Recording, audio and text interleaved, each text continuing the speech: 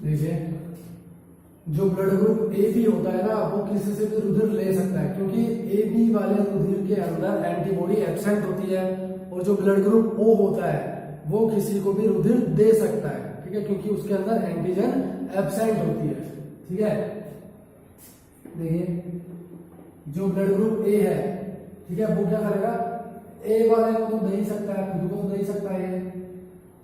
अगर दो व्यक्तियों के जो रक्त समूह है वो ए है, दोनों में ए है ब्लड समूह, ठीक है, तो उन दोनों के मध्य में रुधिर का आदान प्रदान हो सकता है, ठीक है, जो कि सेम ब्लड ग्रुप है दोनों का, तो ए वाला व्यक्ति वाला ए ही को रुधिर दे सकता है या फिर ले सकता है। ठीक है, तो ये हो सकता है। ऐसे ही बी का भी हो सकता है, बी वाला खुद को भी दे सकता है और ले भी सकता है बी वाले से।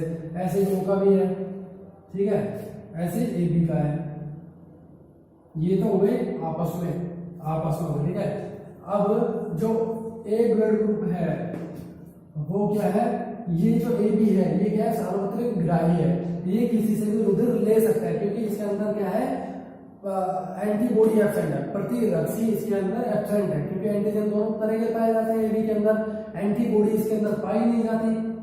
ठीक है भाई, एंटीजन और एंटीबॉडी के बीच में जो प्रतिक्रिया होती है आपस में, उसके लिए समूहन की जो क्रिया होगी ना, रुधिर कोशिकाओं के मध्य जो समूहन की क्रिया होती है, जो समूह बनता है, उस समूहन के लिए क्या है, एंटीजन और एंटीबॉडी दोनों का होना आवश्यक है। ठीक है, एंटीजन और एंटीबॉडी दोनों का होना आवश्यक है, लेकिन इसके अंदर क्या है, केवल एंटीजन उपस्थित है, दोनों तरह की एंटीबॉडी इसके अंदर एब्सेंट है, तो एंटीबॉडी तो है नहीं। ठीक है, तो समूहन की क्रिया इसमें होगी नहीं, किसी भी तरह का ब्लड ग्रुप इसमें डाल दो, तो ये क्या है, सार्वत्रिक ग्राही कहलाता है, ये किसी से भी रुधिर ले सकता है, क्योंकि इसके अंदर एंटीबॉडी एब्सेंट होती है। ठीक है, तो ऐसे बना देंगे, ये इससे भी ले सकता है रुधिर, ये इससे भी ले सकता है रुधिर, और ये इससे भी रुधिर ले सकता है। ठीक है, दे नहीं सकता, अभी केवल लेने की बात कर रहे हैं। अब देखिए इसकी बात करते हैं, अब ये किस किस को दे सकता है उसकी बात करते हैं। लेने की बात हो गई, ए बी किससे ले सकता है, ए बी से तो ले ही सकता है, जिसका रक्त समूह ए बी है उससे तो ये ले ही सकता है, क्योंकि सेम है। ये ए से भी ले सकता है, बी से भी ले सकता है और ओ से भी ले सकता है, क्योंकि इसके अंदर एंटीबॉडी एब्सेंट है। ठीक है, अब ये दे किस को सकता है, ए बी वाले को दे सकता है, एक तो ए बी वाले को दे ही सकता है, क्योंकि ए बी सेम है भाई, जिसका रक्त समूह ए बी है और दूसरे का भी ए बी है, तो ये आपस में ले भी सकते हैं और दे भी सकते हैं। ठीक है, तो ये एक दूसरे को दे तो सकते हैं, लेकिन इनको नहीं कर सकते किसी को भी, क्योंकि इसके अंदर क्या है, एंटीबॉडी बी उपस्थित है। इसके अंदर जो एंटीबॉडी बी पाई जा रही है ना, तो वो एंटीबॉडी बी क्या करेगी, इसके एंटीजन ए के साथ समूहन की क्रिया कर देगी। ठीक है, इसमें एंटीबॉडी कौन सी है, बी, एंटीबॉडी बी है ना इसमें, और इसमें एंटीजन कौन सी है, एंटीजन ए बी है, इसमें एंटीजन ए बी है, और इसके अंदर एंटीबॉडी कौन सी है, बी है, और एंटीजन क्या है, ए है। तो जो ये एंटीजन ए है उसके साथ तो ये कुछ भी नहीं करेगी, लेकिन जो ये एंटीबॉडी बी पाई जा रही है ना, एंटीबॉडी बी इसके अंदर, तो ये एंटीबॉडी ये एंटीजन और ये एंटीबॉडी है, ये एंटीबॉडी और ये वाली एंटीजन आपस में क्या कर देगी, प्रतिक्रिया कर समूहन की क्रिया कर लेगी, और इसमें क्या हो जाएगा, समूहन की क्रिया हो जाएगी, और इसकी क्या हो जाएगी, मृत्यु हो जाएगी, इसमें ब्लड का फ्लो है वो रुक जाएगा। ठीक है, तो ये क्या है, रक्त समूह इसको नहीं दे सकता। सेम ऐसे ही ये है, अगर ए बी का रक्त बी को दे दिया जाए तो क्या होगा, इसके अंदर एंटीजन दोनों तरह की है, ए बी, और इसके अंदर क्या है, एंटीजन तो बी है और एंटीबॉडी कौन सी है, ए है, एंटीबॉडी ए है। ठीक है, तो ये एंटीजन जो है बी, एंटीजन बी के साथ तो कुछ भी रिएक्शन नहीं करेंगे, लेकिन जो एंटीजन ए है, ये जो एंटीजन ए पाया जा रहा है ना इसके अंदर, एंटीजन ए, अगर ये एंटीजन ए इसमें चला जाएगा तो क्या होगा, इसकी एंटीबॉडी इसके एंटीजन ए के साथ में प्रतिक्रिया कर लेगी और समूहन की क्रिया हो जाएगी और इसकी भी मृत्यु हो जाएगी। ठीक है, इसलिए ये इसको भी रुधिर नहीं दे सकता। अगर ए बी इसको रुधिर दे दे, अगर ए बी का रुधिर इसको चढ़ा दिया जाए तो क्या होगा, इसके अंदर दोनों तरह के एंटीजन है।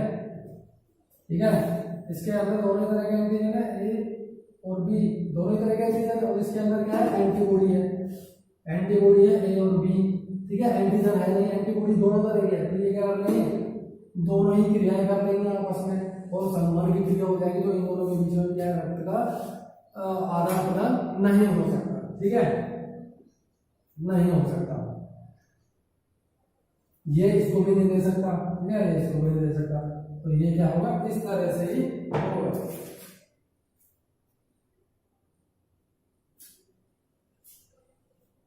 और देखिए ये क्या हो गया, सार्वत्रिक ग्राही हो गया, यूनिवर्सल रिसेप्टर, और ये क्या है, यूनिवर्सल डोनर है, सार्वत्रिक दाता। ये सभी को क्या है, रुधिर दे सकता है, क्योंकि इसके अंदर क्या है, जो एंटीजन है वो एब्सेंट है, एंटीजन इसके अंदर एब्सेंट है, ठीक है। तो ये रुधिर इसको भी दे सकता है, और ये रुधिर इसको भी दे सकता है, ये रुधिर इसको भी दे सकता है, ठीक है। ये सभी को दे सकता है, क्योंकि इसके अंदर एंटीजन ही उपस्थित नहीं है। भाई एंटीजन और एंटीबॉडी के बीच में तो रिएक्शन होती है, प्रतिक्रिया क्या होती है, एंटीजन और एंटीबॉडी के बीच में तो होगी, इसके अंदर एंटीजन ही नहीं है। जब एंटीजन ही नहीं है तो कहां से प्रतिरक्षा, जो इसकी एंटीबॉडी है, ये एंटीबॉडी ए है, वो इसके एंटीजन के साथ ही तो प्रतिक्रिया करेगी, लेकिन इसके अंदर तो एंटीजन ही नहीं है, तो कहां से प्रतिक्रिया करेगी, तो ये क्या है, इसको रुधिर दे सकता है, ठीक है, और ये इसको रुधिर दे सकता है, इसको रुधिर दे सकता है, ठीक है। जो जिसका रुधिर इसके अंदर एब्सेंट है, इसलिए इसको क्या कहते हैं, यूनिवर्सल डोनर, ठीक है। ये अपन ने पढ़ा, ए बी जो और ओ जो तंत्र पाया जाता है, जो रुधिर समूह पाया जाता है, उसके बारे में और किन किन के मध्य रुधिर का आदान प्रदान संभव हो सकता है, ठीक है। ये भी सिस्टम हो गया, ए बी ओ। अब है आर एस फैक्टर,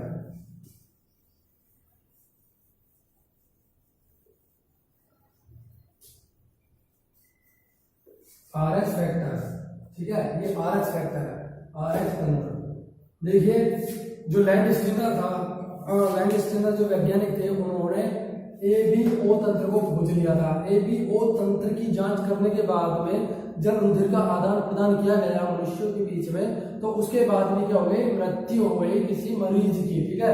तो उन्होंने देखा कि जब आइडेंटिफाई कर लिया हमने रक्त समूह को, तो उसके बाद में क्यों मृत्यु हो रही है, तो उन्होंने रक्त की फिर दोबारा से स्टडी करी और अध्ययन करा उन्होंने, और जाना कि रुधिर के अंदर ए बी ओ जो एंटीजन पाया जाता है, इनके अलावा भी कुछ और तत्व पाए जाते हैं जो कि क्या करते हैं, रक्त समूह में अपना योगदान निभाते हैं, ठीक है। तो उन्होंने एक आर एच फैक्टर को खोजा, ठीक है। रीसस नामक एक वानर था, जो एक सबसे पहले जो आर एच फैक्टर की जो खोज की गई थी, वो एक बंदर के अंदर की गई थी, वानर के अंदर, ठीक है। उसका नाम है रीसस,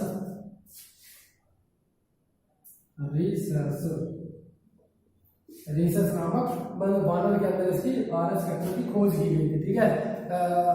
पृथ्वी पर जो 93% जो मनुष्य होते हैं, जीव होते हैं, उनके अंदर आर एच पॉजिटिव प्रकार का ब्लड पाया जाता है, और केवल 70% जो होते हैं उनके अंदर आर एच नेगेटिव प्रकार का रक्त समूह पाया जाता है, ठीक है। ये आर एच फैक्टर है, जिसके रुधिर के अंदर आर एच फैक्टर पाया जाएगा वो आर एच पॉजिटिव होगा, और जिसके अंदर आर एच फैक्टर नहीं पाया जाएगा वो आर एच नेगेटिव होगा, ठीक है। अपन जब रुधिर समूह की बात करते हैं, ठीक है, कोई आपसे पूछे आपका ब्लड ग्रुप क्या है, ठीक है, तो आप क्या बताते हो कि मेरा ब्लड ग्रुप ए है या बी है, ए बी है, ठीक है। ऐसे नहीं बताते हैं, अपन क्या बताते हैं, ए पॉजिटिव या फिर ए नेगेटिव, ठीक है। ऐसा पूरा बताना पड़ता है अपन को, तब समझ में आता है कि ब्लड ग्रुप क्या है, ए पॉजिटिव है या फिर ए नेगेटिव है, ठीक है। बी पॉजिटिव है या फिर बी नेगेटिव है, रक्त समूह है, ठीक है। जो ये ए और बी अपन जो बता रहे हैं रक्त समूह, ये तो बता रहे हैं किसके आधार पर, ए बी और ओ तंत्र के आधार पर, ठीक है।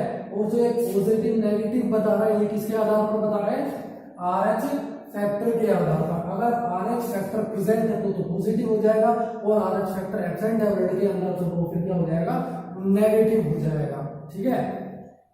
पॉजिटिव वाला जो व्यक्ति है वो पॉजिटिव वाले को ब्लड डोनेट करता है, नेगेटिव वाला नेगेटिव को करता है, ठीक है। जो आर एच फैक्टर होता है ना, ये एंटीजन होता है इस इसके अगेंस्ट, इसके विरुद्ध प्राकृतिक रूप से शरीर के अंदर क्या है, एंटीबॉडी नहीं पाई जाती। जैसे अपन ने बात करी थी रुधिर समूह ए की, रुधिर समूह ए की बात करी थी, तो इसके अंदर क्या है, एंटीजन तो ए है, एंटीजन ए है, और एंटीबॉडी क्या है, बी है। और ऐसे क्या है, रक्त समूह बी है, रक्त समूह बी के अंदर एंटीजन बी है और एंटीबॉडी क्या है, ए है। ठीक है, तो ये जो एंटीजन है ए, इसके विरुद्ध एंटीबॉडी ये है। ठीक है, और ये एंटीजन बी है, इसके विरुद्ध एंटीबॉडी ये है बी। ठीक है, ये है ना, ये दोनों एंटीजन, देखो एक ही प्रकृति के एंटीजन और एंटीबॉडी एक साथ साथ में नहीं रह सकते। आया समझ में? रक्त समूह बी है, रक्त समूह बी के अंदर एंटीजन तो है बी और एंटीबॉडी है ए। ऐसे देखो ब्लड ग्रुप ए के अंदर एंटीजन तो है ए और एंटीबॉडी है बी, दोनों अलग अलग हैं। एक ही तरह की एंटीजन और एंटीबॉडी एक ही रक्त समूह के अंदर साथ साथ कभी भी नहीं रह सकती। ठीक है, कभी भी नहीं रह सकती। देखो उदाहरण से समझाता हूं।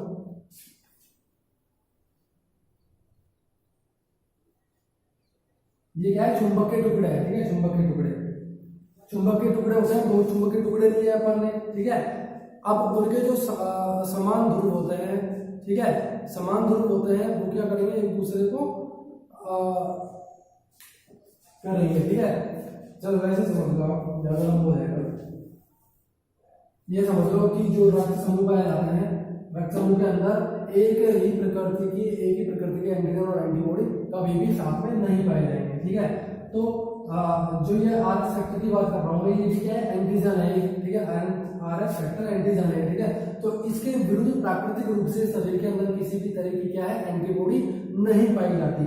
जैसे ये एंटीजन है, इसके विरुद्ध एंटीबॉडी ये पाई जा रही है, ये एंटीजन के विरुद्ध एंटीबॉडी ये पाई जाती है। ठीक है, तो जो आरएच फैक्टर है ना, ये आरएच फैक्टर ये क्या एंटीजन है, इस एंटीजन के विरुद्ध किसी भी तरह की एंटीबॉडी नहीं पाई जाती प्राकृतिक रूप से रुधिर के अंदर। ठीक है, आरएच एंटीजन के विरुद्ध जो एंटीबॉडी बनेगी वो कब बनेगी, जब आरएच नेगेटिव रुधिर वाले व्यक्ति के अंदर, ठीक है, जैसे कि किसी व्यक्ति का रुधिर समूह क्या है, आरएच नेगेटिव, सॉरी ए नेगेटिव, किसी का ब्लड ग्रुप क्या है, ए नेगेटिव है। ठीक है, अगर इसको अपन रुधिर दे किस तरह का, ए पॉजिटिव, ए नेगेटिव वाले व्यक्ति को ए पॉजिटिव का रुधिर दे दिया जाए तो क्या होगा, इसके अंदर स्टार्टिंग में प्राकृतिक रूप से तो क्या है, आरएच जो एंटीजन है उसके विरुद्ध इसमें कोई भी प्रतिरक्षी या फिर एंटीबॉडी नहीं पाई जाती। लेकिन जो ये एंटीजन जब ये दिया जाता है, इसको पॉजिटिव रहेगा, इसके अंदर क्या है, आरएच फैक्टर प्रेजेंट है। ठीक है, आरएच फैक्टर प्रेजेंट है इसके अंदर। जब इसके अंदर जाएगा ये आरएच फैक्टर, तो जो ये एंटीजन है आरएच एंटीजन भी इसके अंदर आ जाएगी इसमें से। ठीक है, तो जो है आरएच एंटीजन जब इसके अंदर आएगी, ठीक है, क्योंकि ये आरएच जो एंटीजन है वो इसकी नहीं है, इसके शरीर की नहीं है, वो बाहर से डाली गई है इसके द्वारा। ठीक है, तो ये आरएच, इसका शरीर क्या करेगा, उस आरएच एंटीजन के विरुद्ध आरएच एंटीबॉडी का निर्माण करेगा। ठीक है, आरएच एंटीबॉडी का निर्माण करेगा इसके अंदर। ठीक है, तो आरएच एंटीजन और आरएच एंटीबॉडी दोनों ही इसके अंदर से पाई जाएंगे। और इसके जो रक्त समूह है, सॉरी इसकी जो ब्लड सेल्स है, जो रक्त कोशिकाएं हैं, उनमें क्या हो जाएगा, समूहन की क्रिया हो जाएगी। ठीक है, क्योंकि अभी हमने बताया था यहाँ पर कि एक ही तरह की एंटीजन और एंटीबॉडी नहीं पाई जाती रक्त समूह के अंदर। ठीक है, रक्त समूह के अंदर एक ही तरह का एंटीजन और एंटीबॉडी कभी भी नहीं पाई जाएंगी। लेकिन यहाँ पर अपन को क्या देखने को मिल रहा है, जब आरएच एंटीजन इसके अंदर गया, आरएच एंटीजन इसके अंदर गया, तो आरएच जो एंटीबॉडी है उसका निर्माण हो गया इसके अंदर। ठीक है, आरएच एंटीजन भी आ गया इसके अंदर और आरएच एंटीबॉडी का भी निर्माण हो गया इसके अंदर। ठीक है, दोनों ही एक ही जाति के हो गए ना, एक ही कैटेगरी के हो गए, आरएच एंटीजन और आरएच एंटीबॉडी। ठीक है, ये क्या है, दोनों एक ही कैटेगरी की इसके अंदर उपस्थित हो गई। तो इस कारण से क्या हो गया, इसकी रक्त कोशिकाओं में समूहन की क्रिया हो जाती है और इसकी रक्त नलिकाएं जो होती है वो ब्लॉक हो जाती है, अवरुद्ध हो जाती है और इसमें रक्त का प्रवाह जो होता है वो रुक जाता है और इसकी मृत्यु हो जाती है। इसलिए जब भी रुधिर का आदान प्रदान किया जाता है तो उससे पहले दोनों ही तंत्रों के द्वारा रक्त समूह की जांच की जाती है, ए बी तंत्र के द्वारा और आरएच फैक्टर के द्वारा दोनों ही तंत्रों की जांच की जाती है। ठीक है, क्योंकि इसके अंदर आरएच एंटीजन और एंटीबॉडी दोनों ही एक ही प्रकृति की होती है, इसलिए इसको कहते हैं आइसोइम्यूनाइजेशन। इस क्रिया को कहते हैं आइसोइम्यूनाइजेशन।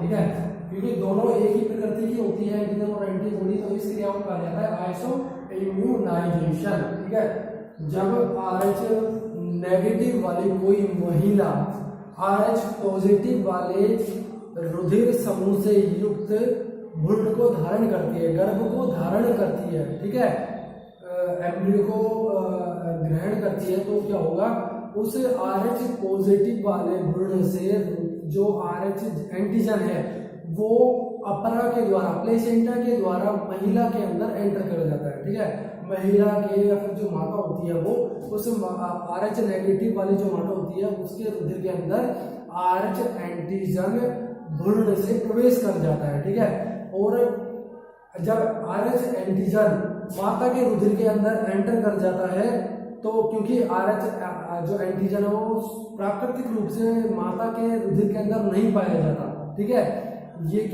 ये आरएच एंटीजन कैसे एंटर करा माता के रुधिर के अंदर, आरएच पॉजिटिव वाले भ्रूण को धारण करने से, गर्भ को धारण करने से। ठीक है, तो शुरुआत में तो कुछ इफेक्ट नहीं पड़ता, शुरुआत में तो उस भ्रूण के ऊपर कोई भी इफेक्ट नहीं पड़ता इस बात से, लेकिन अगर दूसरी बार भी वही माता आरएच पॉजिटिव वाले गर्भ को धारण करती है तो फिर क्या होगा पता है, उस गर्भ की मृत्यु हो जाएगी। क्यों हो जाएगी, क्योंकि उस माता के रुधिर के अंदर शुरू में तो आरएच एंटीजन के विरुद्ध किसी भी तरह की एंटीबॉडी प्रतिरक्षी नहीं पाई जा रही थी, लेकिन प्रथम गर्भ के दौरान जो प्रथम गर्भ का जो आरएच पॉजिटिव वाला रुधिर था उस आरएच पॉजिटिव रुधिर से आरएच एंटीजन अपरा के द्वारा, प्लेसेंटा के द्वारा माता के रुधिर में प्रवेश कर जाता है, एंटर कर जाता है। ठीक है, तो ये आरएच एंटीजन जब माता के रुधिर में एंटर कर जाता है तो वहां पर क्या है, प्रतिरक्षी तंत्र के द्वारा इस एंटीजन आरएच एंटीजन के विरुद्ध आरएच एंटीबॉडी का निर्माण कर दिया जाता है माता के रुधिर में। ठीक है, तो ये जो आरएच एंटीबॉडी है अब ये क्या है, माता के रुधिर के अंदर बन जाती है। अगर अब दूसरी बार भी वही माता आरएच पॉजिटिव वाले रुधिर वाले गर्भ को धारण करती है तो जो ये माता के रुधिर के अंदर जो एंटीबॉडी पाए जा रहे हैं, ठीक है, जो आरएच पॉजिटिव रुधिर वाले जो आरएच एंटीजन है उसके विरुद्ध जो एंटीबॉडी पाई जा रही है माता के रुधिर के अंदर, वो क्या कर देगी, इस एंटीजन और एंटीबॉडी के मध्य में प्रतिक्रिया हो जाती है। ठीक है, पारस्परिक प्रतिक्रिया हो जाती है और प्रतिक्रिया होने के दौरान क्या होगा, जो गर्भ है उस गर्भ की जो कोशिकाएं रक्त रुधिर कोशिकाएं हैं उसमें क्या हो जाएगा, समूहन की क्रिया हो जाती है और उस नवजात शिशु की या गर्भ की क्या हो जाती है, मृत्यु हो जाती है। ठीक है, मृत्यु हो जाती है। इस रोग को कहते हैं erythroblastosis fetalis. Erythroblastosis fetalis, erythroblastosis fetalis. ठीक है, एरिथ्रोब्लास्टोसिस फिटालिस ये रोग कहलाता है और इस रोग से ग्रसित जो शिशु होता है उसको कहते हैं रीसस शिशु। रीसस शिशु, ठीक है, रीसस चाइल्ड कहते हैं जो भी इस रोग से ग्रसित होता है। ठीक है, क्योंकि आरएच फैक्टर सबसे पहले रीसस नामक वानर के अंदर खोजा गया था, डिस्कवर किया गया था, इसलिए इस रोग से ग्रसित जो चाइल्ड होता है उसको कहते हैं रीसस शिशु, रीसस चाइल्ड। ठीक है, ये एरिथ्रोब्लास्टोसिस फेटाइलिस एक रोग है, ये क्या है, आरएच फैक्टर से रिलेटेड है। जो आरएच एंटीजन पाया जाता है उससे संबंधित है, इसीलिए इससे ग्रसित शिशु को कहते हैं रीसस शिशु, क्योंकि रीसस बानर के अंदर, रीसस बंदर के अंदर ही आरएच फैक्टर को खोजा गया था। ठीक है, तो ये अपन ने आज जाना कि जो रुधिर है उसको वर्गीकरण जो किया जाता है वो किस आधार पर किया जाता है। ठीक है, आज के लिए इतना ही, अगली क्लास में पढ़ेंगे मैथ टॉपिक। Thank you.